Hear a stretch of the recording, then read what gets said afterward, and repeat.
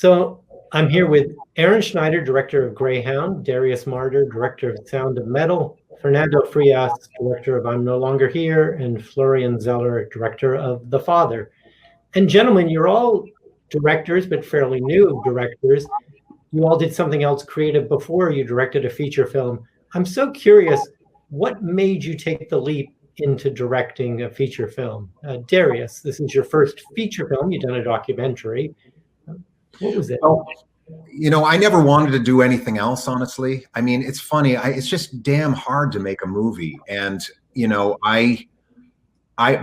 it's interesting. It's damn hard to make a movie. It took me this long. I didn't really have connections. I never went to film school. There's not an obvious path to make a film, but I would go even further, which is to say there's not an obvious path to make a great film, at least in my estimation. So I wasn't really interested in just making a film and getting it done. I had something I wanted to do at a certain level, and to accomplish that was a near impossibility.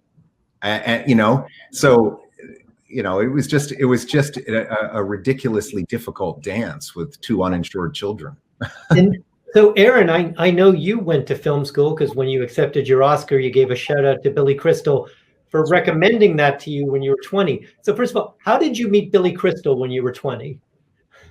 I was at Iowa State in the engineering curriculum, and I was miserable. And my parents, who were tremendously supportive, said, "Well, what do you want to do?" And I said, I want to work for ILM and shoot, Millennium Falcon against blue screens and geek out with all those guys. And so we took a classic Midwestern vacation, the station wagon down to Florida to Sanibel Island. And for whatever reason, Billy and his family were there when we were on our, kind of Chevy Chase vacation. And my mom said, "Why don't you go up and ask Billy how to get into special effects?" And I went up, and his kids were swimming in the pool, and he was very kind. And we talked for about 5 minutes, and the essence of his recommendation was film school. Your dad will be happy because you've got a degree, but he said, most importantly, you'll be exposed to all these aspects of filmmaking because it's so diverse. And he said something very prophetic. He said, sometimes editors become directors and writers produce and producers, and it's a long journey, and you can start it in film school. And he was right, because when I came out of film school, I came out as a cinematographer, went through the 90s and music videos. I was about a generation behind the Finchers and the Romantics, and then got my break off of a rap video shooting a Stephen Bochco pilot called Murder One, and that was my entree into narrative filmmaking. And then into features, and then somewhere, along the lines, I said, God, I have bigger ideas than I can express with light and the camera. I want to tell my own stories. And that's when I threw all my life savings into this short film, this William Faulkner adaptation. And that took us, my producer and I to the Oscars that big night. But it wasn't until I went up on stage and caught Billy Crystal on the corner of the stage, right, that the whole full circle aspect even dawned on me, right? And so when I got up there, I was inspired to just turn back and say, thanks, Billy, for recommending film school. And we got to talk afterwards. And so this whole circular journey was like, 15, 16 years. It was really fun. And one of the neat things, I just watched your Oscar acceptance speech, is one of the people in the audience is Bill Murray looking up at you, and you put him in your first feature. But Fernando, you talk about life saving. So you went to Columbia for graduate school, right? And is that sort of where you got the idea to direct? No. No, actually, I've done a film before, and I've done documentaries before. I went to Columbia because I wanted to study formally writing and dramatic structure, and I guess at the end of the day, what I can say, I went to learn what I don't want to do in film, basically, Yeah, and then learn. So Florian, I think you're such a prolific playwright. I mean, 4 plays in 4 seasons in the West End. But before playwriting, what had you done? Before playwriting, You were a playwright. I started by writing novels. And my dream was to, when I was a teenager, was just to write novels. So I wrote 5 novels, and I was no idea that, you know, I would have done something else. And one day I discovered theater and actors. And from that moment, all my life was dedicated to stage. And I'm absolutely, you know, I have a true passion for stage, for actors. So my life before that film was to tell stories, to work with actors, and to try to share emotions with the audience. Because what is very specific with theater is that you attend to the reception of your work and the way the emotion travel. And I think this is something I learned, to think always of the fact that to make a movie, it's to be shared. You know, it's about meeting people, sharing what you want to express.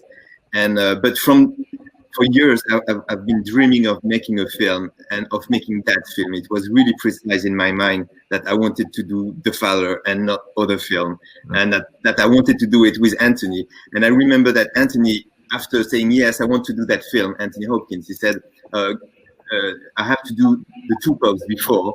And The Two Popes was postponed for 1 year or something like that. So I had to wait almost 2 years before we started shooting. And he was a bit nervous that I could have made, you know, the decision to try to go somewhere else. But there was no room to do something else than this, because, you know, it was so precise that this is what I wanted. So I feel very, you know, joyful that it happened the way I was dreaming about it. Well, Darius, you talked about having worked on your film for more than a decade. And I'm curious, is the final version different than the one you thought when you began shooting it? Did it change at all during the shooting?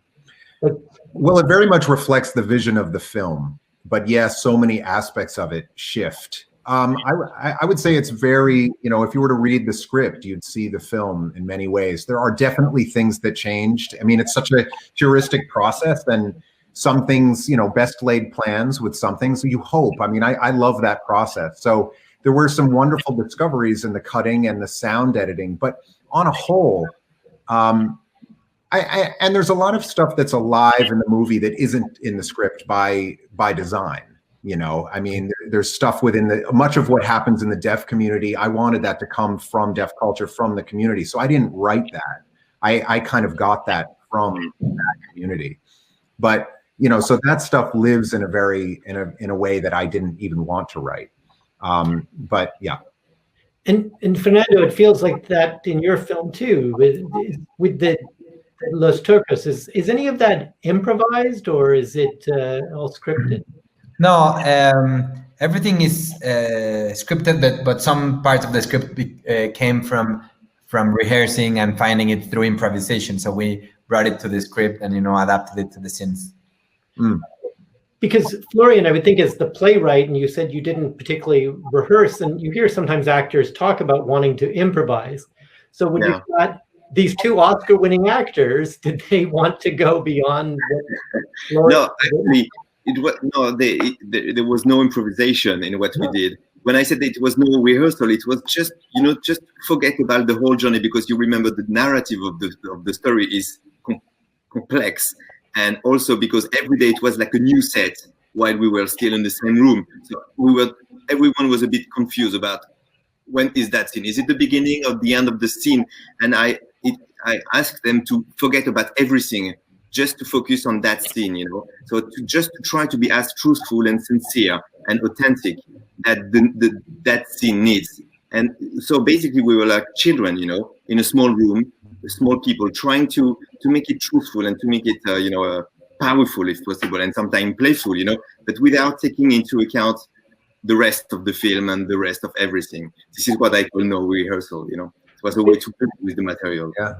Yeah, with Aaron, I think, and all of you, I mean, I think each of your films begins and ends with really the perfect shots. But how do you know, especially you're a cinematographer before you were a director, when you've got the perfect shot, or this as close to perfect as you can be? When do you know that do you hear a little bell ding in your head that, oh, that's it? Yeah, I think it's but the bell is different at different phases, right? Like the bell when you're writing it, or the bell when you're shooting it, and the bell when you're cutting it. You know, I suppose I've never gotten all three of those bells to line up to be the same bell, right? It evolves, it changes. But interesting, it's an interesting question because when I start cutting a film, I tend to focus on the third act climax, the sort of where all of the narrative threads are kind of colliding and you're trying to evoke the feeling you want the audience to have on the way out to the parking lot, right? That's where I tend to start because that's where I've tried to engineer the development and my work is communicating some kind of an emotional takeaway. And so I typically start there, and that'll sometimes inspire, then you take it through to the ending to see, to try and make sure. It's a little like music. It's like some music ends with a crash, some ends with a beautiful fade, some end in a discord. You know what I mean? Right. And so it's, for me, it's not something, it's something you have to plan, but that you can't. Well, and speaking of bells, so in Sound of Metal, Darius, I mean, we hear the bells and then we don't. How did you decide how long the silence would be? Because I think it was about a minute. I was sort of. I wanted to push the envelope of it. I'm really interested when I watch films. I'm really interested in the actual feeling and experience that I have, rather than the thoughts, but the actual physical experience that I have. And Florian, I heard you talking a little bit about that. I think it's fascinating. That's what I was after. Is in what way do we sit? Do we sit in silence at the end? Because it's a first-person film, and it's a film in which you are with this character. So how do we sit, and how long can you push that? And I did push it. Actually, the cut at Toronto was a bit longer, and I pushed it. And I was very interested in that. And I even for a long time wouldn't have any sound in the credits because I was very interested in the way, like, how do you break the silence and when do you break the silence? But then all I could envision is like the next movie popping up on people's screens. And I just thought, no, that's a horrible idea. But I pushed it. Well, Florian, in your film, the end is very powerful. But the beginning, when we see Olivia Colman, and she can just in her walk, and as you said, she's going to her father's. We know that from the title of the film, and yet it's so much is conveyed in her physicality and it's the one scene outside where she's walking. Where did you shoot that in the process? I'm so curious. Was that the beginning? Where? The when she's walking to her father's apartment. Yeah, you mean where? This is your question. Where? No, when in the shoot. Oh, okay. So, yeah, I'm sorry. It was not in chronological order. We did it in the middle of the shoot. It was not an option to do the film in chronological order, unfortunately. But in a way, it was like a chaotic process and very exciting because of what I just said. We were forced to forget about the journey and to forget about a certain kind of coherence. So you let the brain go, and the emotion could overwhelm everything. But it's true that this is the only scene, the very beginning, outside of the apartment, and I knew the music I wanted to use because it's my first feature film. So of course I was over prepared, So I came with all my ideas, and I knew what kind of music I wanted to use there. And so I asked her to have a piece in the here, just to have the music so that she could have the pace of this urgency, because I wanted the audience to feel like, okay, something is happening, I don't know what yet, but something is happening. I have to go and watch it again because it almost felt like there was a musicality to the way she walks. Yeah.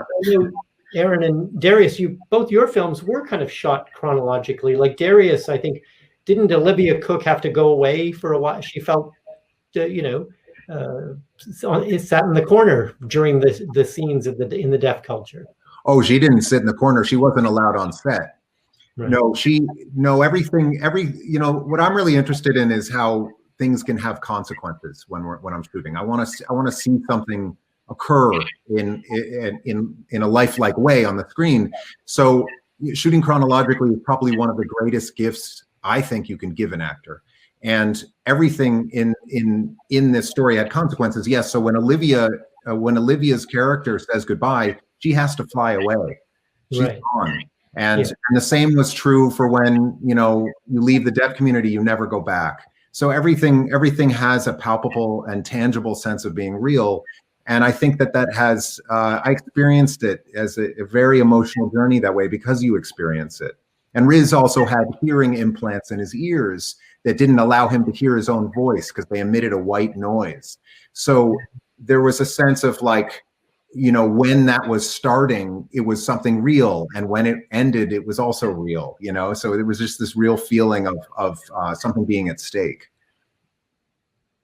Well, one of the things with Aaron, with Greyhound, what I was fascinated by is the divide of the 4-hour watches and how you and Shelley worked together to create that sense of time.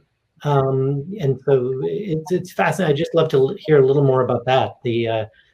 Well, as I mentioned, it's a pure and simple survival story. And underneath that is the concept that this man's been putting himself through this mental battle for 48 hours straight. And so, and he hasn't eaten and he hasn't gone to sleep. And so as the tactical dilemmas pile up, it's getting harder and harder for him physically. And so we did shoot in chronological order so that we could give Tom a chance to sort of kind of shade that physical performance. And then, as you mentioned, the title cards break up, just the crews are broken up into 4-hour watches that provided kind of an editorial and temporal rhythm. And with each of these crew changes comes a brand new, well-rested, well-fed crew as a new backdrop to a captain who's getting more and more exhausted as the battle goes on. And so these watch turns became kind of an interesting heartbeat for that. And Shelley and I, worked hard to create a different kind of photo, because a lot of the film takes place in one location. We wanted each temporal segment of the film to have its own sort of photographic vibe, so that even the imagery could sort of help us tick the clock along in that respect. So I know, Aaron, you had mentioned Saving Private Ryan inspired you to make your short film, but I'm curious, going back further in time, is there a director or one film that sort of sits with you that you watched over and over, something that really... One of the first film, I'm a child of the 80s. I grew up on a steady diet of, adventure in your own backyard. And I grew up in the Midwest. But probably the first film that really moved me as a hopeful artist was when I was shooting as a DP, was Searching for Bobby Fischer, a Steve Zalian film that my hero and mentor Conrad Paul photographed. And it's always become kind of a touchstone for me in terms of the craft of cinema and the sort of subtlety of storytelling. It's just, I don't know, it just turned out to be my touchstone for a lot of different things, whether it has anything to do with the genre of the film I'm making or thinking about. It's always something that's meant a lot to me. And what about you, Darius? Is there a film that you go back to, look at again? Oh yeah, I mean, I have a lot of them. I go back to well, for this film, I was going back to this film called Come and See. I don't know, this Russian film that's so shocking, so amazing, so visceral, and it has a kind of a sonic perspective. I went back to Breaking the Waves a lot, Lars von Trier's film, which I love, and was really I'm really interested in that kind of transcendental. The people that were inspired by the transcendental film, and a lot of that physicality and withholding in film that I spent a lot of time thinking about with this film is what we're withholding and how we can never be smarter than the character as an audience. And Florian, as a first-time filmmaker, but were there films that resonated with you, films that Yeah, of course, so many films, but maybe for that film, I could mention David Lynch, Mulholland Drive, for example. because I was really shocked when I discovered that film. The fact that the narrative is so complex, it's like a puzzle again, and again, the audience has to make it work. You have to. You have the audience have to try to understand where we are going. It's at the same time very intellectually challenging and emotionally very involving. And this is something I really like. When you go in a theater, again, just to try to make it work. And to have your job to be done as part of the audience. And this is something that really inspired me for The Father, because the narrative of The Father is also very complex, and it's like a labyrinth in a way, and I like that. To be like, I haven't seen your film, but it sounds almost like shooting out of chronology might have been the perfect thing. I mean, just based on what you're talking about. Yes, exactly. Yeah, and because the set was always changing, it was as if everyone was getting dementia. Oh, I'm picturing the actors. Everyone was lost. It was like, what are we shooting? Is it the beginning of the end?